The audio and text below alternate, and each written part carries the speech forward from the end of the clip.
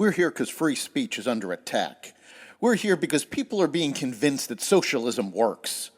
We're here because people are being judged guilty until proven innocent.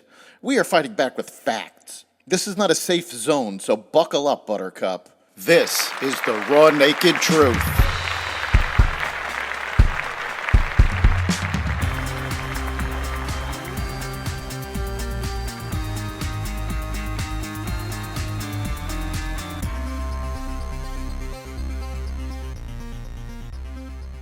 Kamala Harris locks down the nomination. The cover-up of Biden's cognitive difficulties unravels. Delta struggles to recover from a global IT outage and more. Welcome to the Raw Naked Truth. I'm your host, Eric Lopkin, and here's the news you need to know.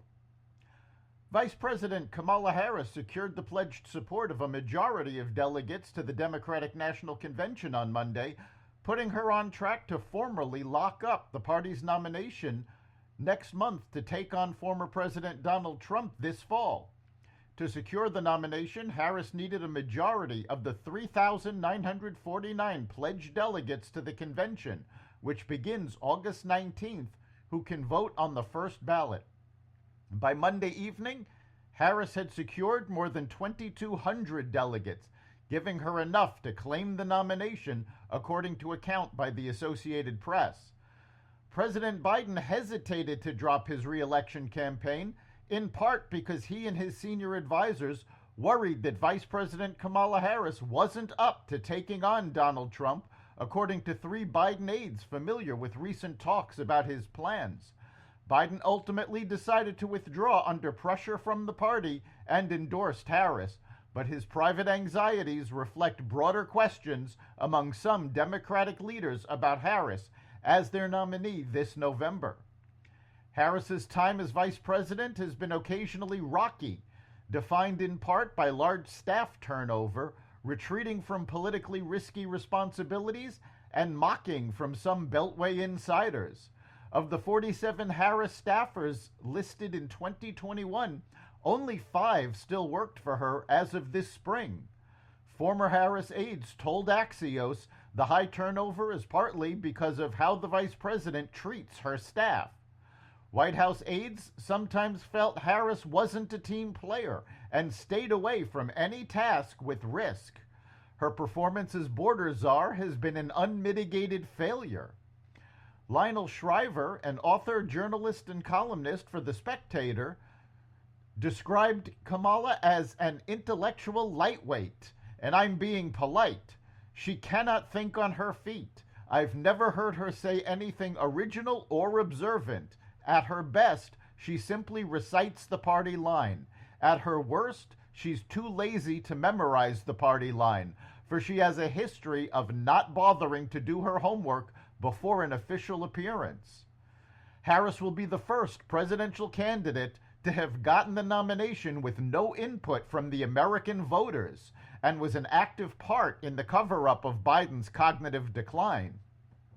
Entrepreneur and Cardone Capital CEO Grant Cardone stated the Democratic Party I grew up being part of is no longer about regular people. Now we know it's all been a sham, making the statement just one day after Biden's announcement.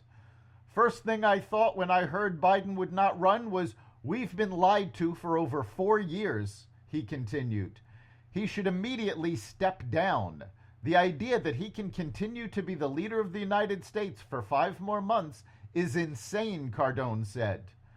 Knowing his compromised condition, it also means that our country is in ruins, not being run by him, but by others.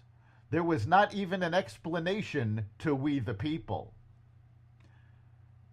Democratic Representative Dean Phillips described how Biden was suffering from cognitive disorders in October 2021. In 30 minutes of remarks on Capitol Hill, Biden had spoken disjointedly and failed to make a concrete ask of lawmakers, according to Democrats in the room. After he left, a visibly frustrated Pelosi told the group she would articulate what Biden had been trying to say. That month was the last time Biden met with the House Democratic Caucus on the Hill regarding legislation. I am really concerned about what we were not told during these months, said Representative Lloyd Doggett of Texas. I remain concerned about that for whatever reason, this overprotective, stage managed kind of operation not only appears to have denied the American people broadly of an understanding of the president's current situation, but also other elected officials. At Exvadio News, we reported in 2019 being told by a high-ranking member of the Florida Democratic State Committee that Biden had dementia, and she was appalled that the DNC would support him. The Democratic Party, including Kamala Harris, has been involved in a years-long cover-up of Biden's condition. Republicans and Democrats might not agree on much, but they were united yesterday with lawmakers from both parties calling for Secret Service Director Kimberly Cheatle's resignation. While testifying before the House Oversight Committee for more than 4 hours, Cheatle said she accepted responsibility for the failures that led to the attempted assassination of Donald Trump, but declined to answer many questions seeking specifics about what had happened, citing an ongoing investigation. Representative Nancy Mace of South Carolina told Cheatle during the hearing that her response that she had no idea how her opening statement for the House Oversight Committee hearing got leaked to the media agencies is bullshit. The fiery remark from the South Carolina lawmaker came after Cheatle was directed by Mace to answer a series of yes or no questions on the Secret Service's response to the attempted assassination of former President Trump in Pennsylvania, in which Cheatle said yes to it being a colossal failure and a tragedy that could have been prevented. Would you say you're leaking your opening statement to Punchbowl News, Politico's Playbook, and Washington Post several hours before you sent it to this committee as being political? Yes or no? Mace asked Cheatle. I have no idea how my statement got out. Cheatle responded, to which Mace replied, well, that's bullshit. Israeli Prime Minister Benjamin Netanyahu visits the U.S. this week. Netanyahu is set to meet Joe Biden, if the president has recovered from COVID-19, and address a joint session of Congress, the only foreign leader to do so for a fourth time. The last time Israeli Prime Minister Benjamin Netanyahu addressed the U.S. Congress, nearly 60 Democrats skipped his speech 9 years ago, calling it a slap in the face to then-President Barack Obama as he negotiated a nuclear deal with Iran. With Netanyahu scheduled to address U.S. lawmakers on July 24th and his government now at war with Hamas in Gaza, the number of absences is likely to be far greater. With a growing bloc of anti-Semitic lawmakers pushing the Palestinian cause, Democrats will need to step up and confirm their support of Israel and the Jewish people. When Netanyahu arrived in the U.S., he received no diplomatic greeting. Harris chose to go to Wilmington, Delaware to ramp up her presidential bid rather than greet the foreign leader. 4 years after Google said it would strengthen the privacy of its browser, Chrome, by eliminating the cookies advertisers rely on to track web surfers, the search giant has decided not to. Anthony Chavez, VP of Privacy Sandbox, announced in a blog post on Monday. While the company said it would propose an approach that elevates user choice, many details of that path forward remained undefined in the post. Instead of depreciating third-party cookies, we would introduce a new experience in Chrome that lets people make an informed choice that applies across their web browsing, and they'd be able to adjust that choice at any time, Chavez wrote in the post. We're discussing this new path with regulators and will engage with the industry as we roll this out. Meanwhile, Google's talks to acquire the cybersecurity startup Wiz for a planned $23 billion have fallen apart, according to a person with knowledge of the discussions. In an email to employees sent Monday and viewed by the Wall Street Journal, Wiz chief executive Asaf Rappaport said the company is now aiming for an initial public offering. Wizards, I know that last week has been intense with the buzz about a potential acquisition, he wrote.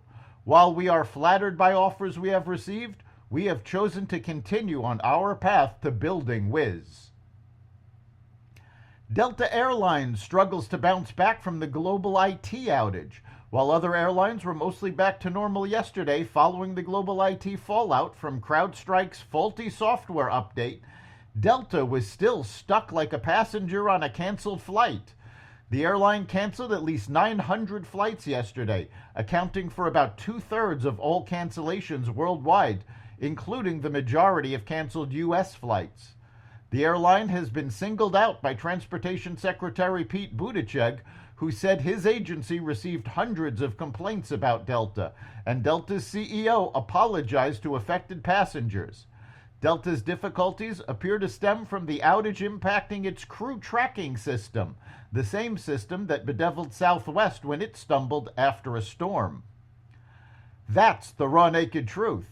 You can catch every episode of The Raw Naked Truth at xvadio.com, the Apple Podcasts app, Google Podcasts, Spotify, iHeartRadio, Audible, Amazon Music, and other platforms that respect freedom of speech.